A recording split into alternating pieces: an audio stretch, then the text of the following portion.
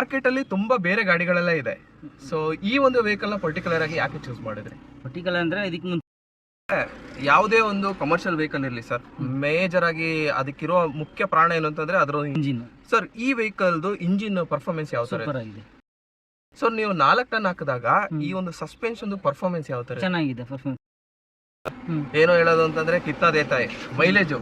Sir ಈಗ ನಿಮಗೆ ಈ ಒಂದು ಪರ್ಟಿಕ್ಯುಲರ್ ವೆಹಿಕಲ್ ಪ್ರಾಪರ್ ವರ್ಲ್ಡ್ ಅಲ್ಲಿ, ಪ್ರಾಕ್ಟಿಕಲ್ ವರ್ಲ್ಡ್ ಅಲ್ಲಿ ಏನು ಮೈಲೇಜ್ ಕೊಡ್ತಾ ಇದೆ ಸರ್? ಸರ್ ನಾನು ಕರೆಕ್ಟ್. ಹಲೋ ಗೆಳೆಯರೆ, ನಮಸ್ಕಾರ. ಇವತ್ತಿನ ವಿಶೇಷವಾಗಿ ಸ್ವಾಗತ. ಇವತ್ತಿನ ಬ್ಲಾಗ್ ಏನು ಅಂತೇಳಿ ನೀವು ತಮಿಳು ನೋಡಿ ತಿಳ್ಕೊಂಡಿದ್ರ. ಇವತ್ತೇನು ಅಂತಂದ್ರೆ ಮಹೇಂದ್ರ ಬೊಲೆರೋ ಪಿಕಪ್ ಗಾಡಿ ಏನಿದೆ ಇದರ ಒಂದು ಯೂಸರ್ ರಿವ್ಯೂ ನಾವು ತಿಳ್ಕೊಳ್ತೀವಿ. ನೋಡ್ತಿರ್ಬೋದು ಈ ಒಂದು ವೆಹಿಕಲ್ ಬಂದು 48,000 ಕಿಲೋಮೀಟರ್ ಓಡಿದೆ. ಇವರೇ ಬಂದು ಇದರ ಒಂದು ಓನರು. ಸೊ ಏನಂತಂದ್ರೆ ಇವತ್ತಿನ ವಿಡಿಯೋದಲ್ಲಿ ಏನು ಅಂತಂದ್ರೆ ನಾವು ಈ ಒಂದು ಗಾಡಿಯ ಮೆರಿಟ್ಸ್ ಇರ್ಬೋದು, ಡಿಮೆರಿಟ್ಸ್ ಇರ್ಬೋದು, ಏನೆಲ್ಲ ಪ್ರಾಬ್ಲಮ್ಸ್ಗಳಿದೆ, ಏನೆಲ್ಲ ಅಡ್ವಾಂಟೇಜಸ್ ಇದೆ ಎಲ್ಲನೂ ತಿಳ್ಕೊಳ್ತೀವಿ. ಬನ್ನಿ ಗೆಳೆಯರೆ, ಈ ಒಂದು ವಿಡಿಯೋನ ಶುರು ಮಾಡೋಣ. ಸೊ ಮೊದಲೇದಾಗಿ ಏನಂತಂದ್ರೆ ಈ ಒಂದು ವೆಹಿಕಲ್ ನ ಓನರ್ ಮಾತಾಡ್ಸೋಣ. ಸರ್ ನಮಸ್ತೆ ಸರ್. ನಮಸ್ಕಾರ ಸರ್ ನಿಮ್ಮ ಹೆಸರು ಮತ್ತೆ ಚೇತನ್ ಸರ್. ಚೇತನ್ ಅಂತ ಸರ್. ಯಾವ ಊರು ನಿಮ್ದು? ನಮ್ದು ಕೊಳ್ಳೇಗಾಲ ಸರ್. ಕೊಳ್ಳೇಗಾಲ ಅಂದ್ರೆ ಬೆಂಗಳೂರಲ್ಲಿ ಗಾಡಿ ಓಡಿಸ್ತೀರಾ? ಬೆಂಗಳೂರಲ್ಲಿ ಬೊಮ್ಮನಹಳ್ಳಿ ಏರಿಯಾದಲ್ಲಿ. ಓಕೆ ಸರ್, ಮೊದಲನೇ ಕ್ವಶನ್ ಸರ್ ಏನು ಅಂತಂದ್ರೆ ಮಾರ್ಕೆಟ್ ಅಲ್ಲಿ ತುಂಬಾ ಬೇರೆ ಗಾಡಿಗಳೆಲ್ಲ ಇದೆ. ಸೊ ಈ ಒಂದು ವೆಹಿಕಲ್ ನ ಪರ್ಟಿಕ್ಯುಲರ್ ಆಗಿ ಯಾಕೆ ಚೂಸ್ ಮಾಡಿದ್ರಿ? ಪರ್ಟಿಕ್ಯುಲರ್ ಅಂದ್ರೆ ಇದಕ್ಕೆ ಮುಂಚೆ ನಂದು ಲೈಲ್ಯಾಂಡ್ ಇತ್ತು, ಅಶೋಕ್ ಲೈಲ್ಯಾಂಡ್ 5 ಬೋಲ್ಟ್. ಬಟ್ ಅದ್ರಲ್ಲಿ ತುಂಬಾ ಪ್ರಾಬ್ಲಮ್ ಬರ್ತಾ ಇತ್ತು, ಕ್ಲಚ್ ಪ್ಲೇಟ್ ಮತ್ತೆ ಟೈಟ್ ಎಲ್ಲ ಬರ್ತಾ ಇತ್ತು. ಅದನ್ನ ಸೇಲ್ ಮಾಡಿ ಒಂದ್ ಕಡೆ ಕೆಲ್ಸಕ್ಕೆ ಹೋಗಿದ್ದೆ. ಕೆಲ್ಸಕ್ಕೆ ಸೇರ್ಕೊಂಡು ಇದೇ ತರ ಬುಲರ ಗಾಡಿ ಅವರು ಹೊಸ ಗಾಡಿ ತೆಗೆದು ಕೊಟ್ಟಿದ್ರು. ಅದು ಏನ್ ಅಡ್ವಾನ್ಸ್ ಆಗಿದೆ ಅಂತ ತಗೊಂಡಿದ್ದೀನಿ ಅಂದ್ರೆ, ನಾನು ಮುಂಬೈಗೆ ಹೋಗ್ಬೇಕಾದ್ರೆ ಆಕ್ಸಿಡೆಂಟ್ ಆಯ್ತು. ಹೊಸ ಗಾಡಿ ಆಕ್ಸಿಡೆಂಟ್ ಆಯ್ತು. ಪ್ರಾಪರ್ ಅಂದ್ರೆ ಡ್ರೈವರ್ಗೆ ಈ ಸೈಡ್ ಫುಲ್ ಹೋಗ್ಬಿಟ್ಟಿತ್ತು ಗಾಡಿ. ನಾನು ಮಲ್ಕೊಂಡಿದ್ದಕ್ಕೆ ಬಚಾವ್ ಆಗಿದ್ದೀನಲ್ಲ, ಅದೊಂದು ಪರ್ಪಸ್ ಗೆ ಮತ್ತೆ ಇದನ್ನೇ. ಅಂದ್ರೆ ಆ ಗಾಡಿಲಿ ನೀವಿದ್ರಾ ಮುಂಬೈಗೆ ಟ್ರಾವೆಲ್ ಮಾಡೋದಿಗೆ? ಓಕೆ, ನೋಡಿ ಕೋಇನ್ಸಿಡೆಂಟ್ಸ್ ಯಾವ ತರ ಇರುತ್ತೆ ಅಂತ. ಸರ್ ಏನು ತೊಂದರೆ ಏನಾಗಿಲ್ಲ? ಕಾಲ್ ಏಟ್ ಆಗಿದೆ. ಬಟ್ ಕಾಲ್ ನಾನು ಇಲ್ಲಿ ಹಾಕೊಂಡು ಹಿಂಗ್ ಮಲ್ಕೊಂಡಿದ್ದೆ. ಕಾಲ್ ಆ ಕಡೆ ಹಾಕೊಂಡು ಮಲಗಿದ್ದಕ್ಕೆ ನೋಡಿದಿರ ಕಂಟೈನರ್ ಕೊಡೋದಿರಲ್ಲ, ಅದ್ ಫುಲ್ ಹಿಂಗ್ ಬಂದ್ಬಿಟ್ಟಿತ್ತಲ್ಲ, ಈ ಕಡೆ ಏನು ಆಗಿರ್ಲಿಲ್ಲ.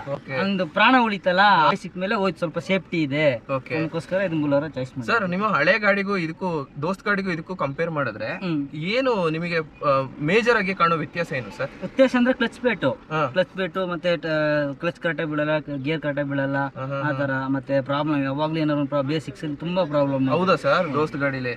ಓಕೆ, ಯಾಕೆಂತಂದ್ರೆ ದೋಸ್ತ್ ಓನರ್ಗೆ ಇದೆಲ್ಲ ನಾವು ಹೇಳಿದ್ರೆ ಬೇಜಾರಾಗ್ಬೋದು. ಬಟ್ ಏನು ಅಂತಂದ್ರೆ ಸತ್ಯ ಯಾವಾಗ್ಲೂ ಕೈಯಾಗೆ ಇರುತ್ತೆ. ಹೊಸ ಗಾಡಿ ತಗೊಂಡ ತಕ್ಷಣ ವೈರಸ್ ಇದಾಗೋಗಿದ್ದು. ಹೌದಾ? ಹೋಗಿ ಮತ್ತೆ ಹೊಸ ಕಿಟ್ ಹಾಕ್ಸಿದೀನಿ. ಬರೀ 10,000 ಕಿಲೋಮೀಟರ್ 10,000 ಕಿಲೋಮೀಟರ್ಗೆ ಶಾರ್ಟ್ ಔಟ್ ಆಗ್ಬಿಟ್ಟು ಎಲ್ಲ ಶಾರ್ಟ್ ಆಗಿ ಅದು ರಿಪೇರ್ ಮಾಡ್ಕೊಳ್ಳಿ. ಅದು ಅಮೌಂಟ್ 25,000 ಕಟ್ಟಿ ತಗೊಂಡ್ರೆ. ಓಕೆ ಸರ್, ಏನು ಅಂತಂದ್ರೆ ಯಾವುದೇ ಒಂದು ಕಮರ್ಷಿಯಲ್ ವೆಹಿಕಲ್ ಇರಲಿ ಸರ್, ಮೇಜರ್ ಆಗಿ ಅದಕ್ಕಿರೋ ಮುಖ್ಯ ಪ್ರಾಣ ಏನು ಅಂತಂದ್ರೆ ಅದರ ಇಂಜಿನ್. ಸರ್ ಈ ವೆಹಿಕಲ್ದು ಇಂಜಿನ್ ಪರ್ಫಾರ್ಮೆನ್ಸ್ ಯಾವ ತರ? ಸೂಪರ್ ಆಗಿದೆ. ಲೋಡ್ ಅಲ್ಲಿ ಯಾವ ತರ ಇದೆ? ಲೋಡ್ ಅಲ್ಲಿ ಸಕ್ಕತ್ತಾಗಿದೆ. ಕ್ಲಚ್ ಲೋಡ್ ಹಾಕಿದ್ರು 2 ಟನ್ ಇದಾಕ್ರು, ಕ್ಲಚ್ ಬಿಟ್ಟ ತಕ್ಷಣ ಮೂವಿಂಗ್ ಬ್ಯಾಕ್ ಸೈಡ್ ಹೋಗೋದೇ ಇಲ್ಲ. ಸರ್ 2 ಟನ್ ಅಲ್ವಾ ನಿಮ್ದು ಗಾಡಿ? ಸರ್ ಮ್ಯಾಕ್ಸಿಮಮ್ ಲೋಡ್ ಎಷ್ಟು ಹಾಕಿ? 4 ಟನ್ ಗಂಟೆ 4 ಟನ್ ಗಂಟೆ ಹಾಕಿದೀರಾ ಸರ್. ಗಾಡಿ ಸಸ್ಪೆನ್ಷನ್ ಎಲ್ಲ ಸಪೋರ್ಟ್ ಮಾಡೋದು ಚೆನ್ನಾಗಿದೆ. ಅಂದ್ರೆ ಯಾವ ತರ ಅಂದ್ರೆ ಗಾಡಿಗ ನೋಡಿ 2 ಟನ್ ಕೆಪಾಸಿಟಿ ಇರೋ ತರ ಸಸ್ಪೆನ್ಷನ್ ಡಿಸೈನ್ ಮಾಡಿರ್ತಾರೆ. ಈಗ ನೀವು ನನ್ನ ಪ್ರಕಾರ ಏನು ಅಂತಂದ್ರೆ ಇದು ಸ್ಟಾಕ್ ಅಲ್ಲೇ ಇದೆ ಅಂತ ನನ್ನ ಪ್ರಕಾರ ನೋಡೋದಕ್ಕೆ ಫಸ್ಟ್ ಲುಕ್ ಗೊತ್ತಾಗ್ತಾ ಇದೆ. ಸೊ ನೀವು 4 ಟನ್ ಹಾಕಿದಾಗ ಈ ಒಂದು ಸಸ್ಪೆನ್ಷನ್ ಪರ್ಫಾರ್ಮೆನ್ಸ್ ಯಾವ ತರ? ಚೆನ್ನಾಗಿದೆ ಪರ್ಫಾರ್ಮೆನ್ಸ್. ಏನು ಗೊತ್ತೇ ಆಗಲ್ಲ, ಗಾಡಿ ಹೋಗೋದೇ ಗೊತ್ತಾಗಲ್ಲ, ಅಷ್ಟು ಚೆನ್ನಾಗಿದೆ. ಒಂದು ಎತ್ತಾಕಲ್ಲ ಏನಿಲ್ಲ, ಸೂಪರ್ ಆಗಿದೆ ಗಾಡಿ, ಸೂಪರ್ ಆಗಿದೆ. ಓಕೆ ಸರ್, ಈ ಇನ್ನೊಂದೇನು ಅಂತಂದ್ರೆ ನಮ್ಮ ಇಂಡಿಯನ್ ಕಸ್ಟಮರ್ಸ್ ಕೇಳೋದೇನು ಅಂತಂದ್ರೆ ಯಾವುದೇ ವೆಹಿಕಲ್ ಇರಲಿ ಸರ್, ಏನೋ ಹೇಳೋದು ಅಂತಂದ್ರೆ ಕಿತ್ತದೇ ತಾಯಿ ಮೈಲೇಜು. ಸರ್ ಈಗ ನಿಮಗೆ ಈ ಒಂದು ಪರ್ಟಿಕ್ಯುಲರ್ ವೆಹಿಕಲ್ ಪ್ರಾಪರ್ ವರ್ಲ್ಡ್ ಅಲ್ಲಿ, ಪ್ರಾಕ್ಟಿಕಲ್ ವರ್ಲ್ಡ್ ಅಲ್ಲಿ ಏನು ಮೈಲೇಜ್ ಕೊಡ್ತಾ ಇದೆ ಸರ್? ನಾನು ಕರೆಕ್ಟ್ ಆಗಿ ನನಗೆ ಲೋಕಲ್ 10 ಬರ್ತಾ ಇದೆ ಸರ್. ಅಂದ್ರೆ ಖಾಲಿ ಗಾಡಿನ ಲೋಡ್ ಗಾಡಿ ಇರಲಿ, ಖಾಲಿ ಗಾಡಿ ಇರಲಿ, ಪ್ರಾಪರ್ 10 ಮೈಲೇಜ್ ಬರ್ತಾನೆ. 10 ಮೈಲೇಜ್. ಲಾಂಗ್ ಅಲ್ಲಿ ಬಂದು 11-12 ಬರ್ತದೆ. 11ರಿಂದ 12 ಬರ್ತಾ ಇದೆ.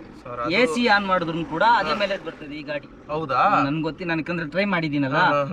ಇವಾಗ AC ಇವಾಗ ಇಷ್ಟು ಕಿಲೋಮೀಟರ್ ಹೋಗ್ಬೇಕಂದ್ರೆ ಡೀಸೆಲ್ ಪರ್ಫೆಕ್ಟ್ 3,000 ರೂಪಾಯಿ ಹಾಕ್ಸಿದ್ರೆ ಒಂದ್ 300 ಕಿಲೋಮೀಟರ್ ಹೋಗ ಇದಿರ್ತದೆ. AC ಆನ್ ಮಾಡಿದ್ರು ಅದೇ ಮೈಲೇಜ್ ಬಂದಿರ್ತದೆ ಗಾಡಿ. ಸೊ ಗೆಳೆಯರೆ ನೋಡ್ತಿರ್ಬೋದು, ಇದು ಬಂದ್ಬಿಟ್ಟು ಇಲ್ಲಿ ನೋಡ್ತಿರ್ಬೋದು, ಇದು ಬಂದ್ಬಿಟ್ಟು AC ಇರುವ ಗಾಡಿ ಆಗಿರ್ತದೆ. 1.5 ವರ್ಷ ಆಯ್ತು. ಅಂದ್ರೆ ಇದು ಲೇಟೆಸ್ಟ್. ಇವಾಗ್ಲೂ ನೀವು ಶೋರೂಮ್ ಹೋಗಿ ತಗೊಂಡ್ರೆ ಈ ಒಂದು ಪರ್ಟಿಕ್ಯುಲರ್ ಸಿಗೋದು ಇದೇ ಟಾಪ್ ಎಂಡ್ ವೆಹಿಕಲ್ ಇದು. ಸೊ ಇದರಲ್ಲಿ ಇನ್ನೊಂದು ಈಗ ಆಂಡ್ರಾಯ್ಡ್ ಎಲ್ಲ ಬರ್ತಾ ಇದೆ. ಬಟ್ ಬೇಕಾದವರು ಹಾಕೋಬಹುದು ಅಷ್ಟೇ, ಅದೇನು ಇದ್ರಲ್ಲಿ ತುಂಬಾ ಸಿಸ್ಟಮ್ ಇದೆ. ನಾವು ಬ್ರೇಕ್ ಹಾಕಿಲ್ಲ ಅಂದ್ರೂ ಮೆಸೇಜ್ ಬರುತ್ತೆ. ಹೌದಾ? ಏನಾದ್ರೂ ಬ್ರೇಕ್ ಬ್ರೇಕ್ ಹೊಡಿದೀವಾ ಮೆಸೇಜ್ ಬರುತ್ತೆ ಇಮಿಡಿಯೇಟ್ಲಿ, ಕರೆಕ್ಟ್ ಆಗಿ ಬ್ರೇಕ್ ಕರೆಕ್ಟ್ ಆಗಿ ಆಗ್ತಾ ಇಲ್ಲ ಅಂತ. ಗೇರ್ ಹಾಕಿಲ್ಲ ಅಂದ್ರೂ ಮೆಸೇಜ್ ಬರುತ್ತೆ. ಹೌದಾ? GPS ಫುಲ್ ಸಿಸ್ಟಮ್ ಇಲ್ಲ. ಅಂದ್ರೆ ಸರ್ ರ್ಯಾಶ್ ರೈಡಿಂಗ್ ಮೆಸೇಜ್ ಎಲ್ಲ ಬರ್ತಾ ಇರುತ್ತಾ? ಅಂದ್ರೆ ಡ್ರೈವರ್ಗೆ ಕೊಟ್ರೆ ಒಂಥರ ಓನರ್ಗೆ ಸೇಫ್ ಅಂತ. ಇವಾಗ ಬ್ರೇಕ್ ಸಡನ್ ಆಗಿರೋದ್ರೆ ಅಂದ್ರೆ ಮೆಸೇಜ್ ರಾಶ್ ಬ್ರೇಕ್ ಅಂತ ಹೋಗುತ್ತೆ. ಹೌದಾ? ಗೇರ್ ಚೇಂಜ್ ಅಂತ ಅದೇ ಇಮಿಡಿಯೇಟ್ಲಿ ಎಲ್ಲ ಮೆಸೇಜ್ ಬರ್ತಾ ಇರ್ತದೆ. ಪ್ರಾಪರ್ ಆಗಿ ಗೇರ್ ಶಿಫ್ಟ್ ಆಗ್ತಾ ಇಲ್ಲ ಅಂತ. ಸರ್ ಗಾಡಿದು ಮೊದಲನೇ ಸರ್ವಿಸ್ ಎಷ್ಟು ಕಿಲೋಮೀಟರ್ ಸರ್ ಇದು? ಸರ್ ಫಸ್ಟ್ ಸರ್ವಿಸ್ ಬಂದು 10,000 ಕಿಲೋಮೀಟರ್. Okay 10,000 kilometre. ಸರ್ ಈಗ ಗಾಡಿದು ಫಸ್ಟ್ ಸರ್ವಿಸ್ ಏನಿದೆ ಮಾಡಕ್ಕಿಂತ ಮುಂಚೆ ಪರ್ಫಾರ್ಮೆನ್ಸ್ ಹೇಗಿತ್ತು, ಗಾಡಿ ಸರ್ವಿಸ್ ಆದ್ಮೇಲೆ ಯಾವ ತರ ಬಿಹೇವ್ ಮಾಡ್ತಿದ್ವಿ? ಸರ್ ಫಸ್ಟ್ ಅಂದ್ರೆ ಮಾಮೂಲಿ ಹೆಂಗೆ ನಮ್ಗೆ ಡಿಸ್ಪೆನ್ಸ್ ಗೊತ್ತಾಗ್ತಾ ಇಲ್ಲ.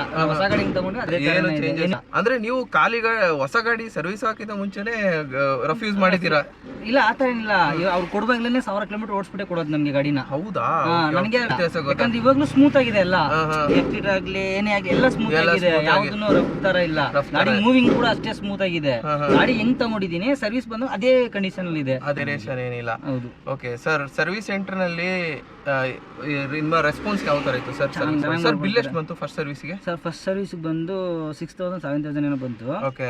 ಸೆಕೆಂಡ್ ಸರ್ವಿಸ್ ಬಂದು 11,000 ಬಂತು. ಅಂದ್ರೆ ಬ್ರೇಕ್ಸ್ ಬುಸ್ ಎಲ್ಲ ಚೇಂಜ್ ಆಯ್ತು ಅವಾಗ. ಓಕೆ ಸರ್, ಇನ್ನೊಂದೇನು ಅಂತಂದ್ರೆ ಒಂದೊಂದು ಕಸ್ಟಮರ್ ಏನು ಅಂತಂದ್ರೆ ಈ ಒಂದು ವೆಹಿಕಲ್ ಲಾಂಗ್ ಡ್ರೈವಿಗೆ ತಗೊಳ್ತಾರೆ, ಏನಂತಾರೆ ದೂರ ಲೋಡ್ ಹೋಗಕ್ಕೆ. ಸೊ ಆ ಟೈಮಲ್ಲಿ ಏನು ಅಂತಂದ್ರೆ ಸರ್ವಿಸ್ ಮತ್ತೆ ಸ್ಪೇರ್ ಪಾರ್ಟ್ಸ್ ಅವೈಲಬಿಲಿಟಿ ತುಂಬಾ ಇಂಪಾರ್ಟೆಂಟ್ ಆಗಿರುತ್ತೆ.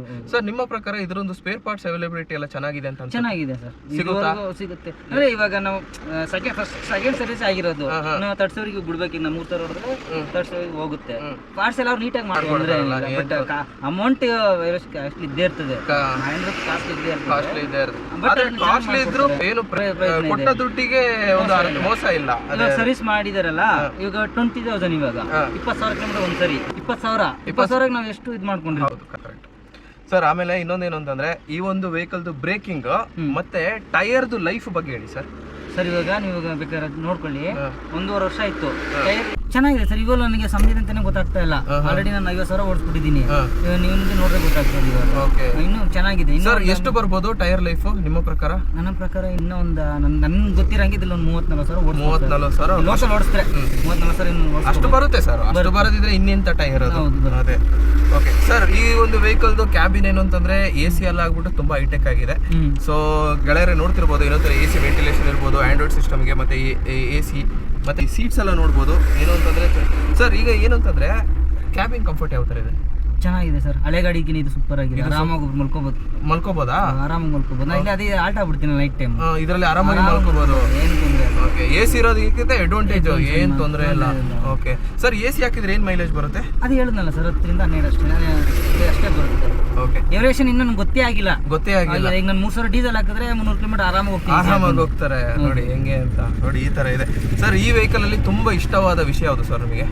ಸರ್ ಪಿಕಪ್ ಮತ್ತೆ ಬ್ರೇಕ್ ಅಲ್ಟಿಮೇಟ್, ಎಲ್ಲಿ ಗಾಡಿ ಅದೇ ನಿಂತ್ಕೋತೆ, ಸ್ವಲ್ಪ ಜಲ್ಪ್ ಹೊಡೆಯಲ್ಲ ಸರ್. ಈ ವೆಹಿಕಲ್ ಅಲ್ಲಿ ಇನ್ನೂ ಏನಾದ್ರೂ ಮಾಡಿದ್ರೆ ಈ ತರದ್ ಮಾಡಿದ್ರೆ ಬೆಸ್ಟ್ ಇತ್ತು ಅಂತ ಯಾವ ವಿಷಯ ಇದೆ ಸರ್?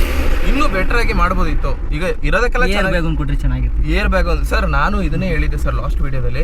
ಆ ವೀರೋ ಗಾಡಿಗೆಲ್ಲ ಏರ್ ಬ್ಯಾಗ್ ಕೊಡ್ತಾರೆ, ಬೊಲೆರೋ ಪಾಪ ಏನ್ ಮಾಡಿತ್ತು ಅಂದ್ರೆ ಈ ಒಂದು ವೆಹಿಕಲ್ ಅಲ್ಲಿ ಕಂಪನಿ ಏನ್ ಕ್ಲೈಮ್ ಮಾಡುತ್ತೆ ಅಂದ್ರೆ, ನೋಡಿ ಇಲ್ಲಿ ಮುಂದ್ಗಡೆ ಬೋನೆಟ್ ಸ್ಪೇಸ್ ಇದೆಯಲ್ಲ, ಅದೇ ಬಂದು ಸೇಫ್ಟಿ ಅಂತ ಹೇಳ್ಬಿಟ್ಟಿದ್ದಾರೆ ಕಂಪನಿಯವರು. ಅದಕ್ಕೆ ಏರ್ ಬ್ಯಾಗ್ ಕೊಡಲ್ಲ ಅಂತ ಹೇಳಿದ್ರು. ಬಟ್ ಇನ್ನು ಮುಂದೆ ದಿನಗಳಲ್ಲಿ ಏರ್ ಬ್ಯಾಗ್ ಬರುತ್ತೆ. ಬಟ್ ಏರ್ ಬ್ಯಾಗ್ ಇದ್ದಿದ್ರೆ ಒಳ್ಳೇದಿತ್ತು. ನೀವು ಕರೆಕ್ಟ್ ಆಗಿ ಹೇಳಿದೀರಾ ಸರ್. ಓಕೆ ಸರ್, ಹೊಸದಾಗಿ ಬಿಸ್ನೆಸ್ ಸ್ಟಾರ್ಟ್ ಮಾಡಬೇಕು ಅಂತ ಇದ್ದವರಿಗೆ ಈ ಒಂದು ವೆಹಿಕಲ್ ನೀವು ಸಜೆಸ್ಟ್ ಮಾಡ್ತೀರಾ? ಚೆನ್ನಾಗಿದೆ ಸರ್, ತಗೋಬೋದಾ ಸರ್? ಇದು ಈ ವೆಹಿಕಲ್ ರಫ್ ಯೂಸ್ ಮಾಡಿದ್ರೆ ಇದು ತಡ್ಕೊಳುತ್ತಾ? ತಡೀತದೆ ಸರ್, ಮಾಡಿದ್ದೀನಿ, ರಫ್ ಯೂಸ್ ಮಾಡಿದ್ದೀನಿ. ಓಕೆ, 3,000 2 ದಿವಸಕ್ಕೆ 3,000 ಹಂಗೆ ಕಂಟಿನ್ಯೂ ಗಾಡಿ ಓಡಿಸಿದ್ದೀನಿ. ಇದುವರೆಗೂ ಏನು ಪ್ರಾಬ್ಲಮ್ ಬಂದಿಲ್ಲ, ಏನೂ ಆಗಿಲ್ಲ ಸರ್. ಈಗ ಹೊಸದಾಗಿ ಗಾಡಿ ಪರ್ಚೇಸ್ ಮಾಡೋರಿಗೆ ಏನು ಮೆಸೇಜ್ ಕೊಡ್ತೀರಾ? ಹೊಸದಾಗಿ ಗಾಡಿ ಪರ್ಚೇಸ್ ಮಾಡೋದಂದ್ರೆ ಬಟ್ ಅವ್ರದ್ದು ಮೈಂಡ್ ಹೆಂಗಿರ್ತದೆ ಗೊತ್ತಿಲ್ಲ ಸರ್. ಏನ್ ಬಾಡಿಗೆ ಹೊಡಿತಾರೆ ಏನಂತ ಗೊತ್ತಿಲ್ಲ. ಇವಾಗ ನಾನೇ ಏನಕ್ಕೋ ತಗೊಂಡಿದ್ದು, ಏನಕ್ಕೋ ಹಂಗಿರ್ತದೆ.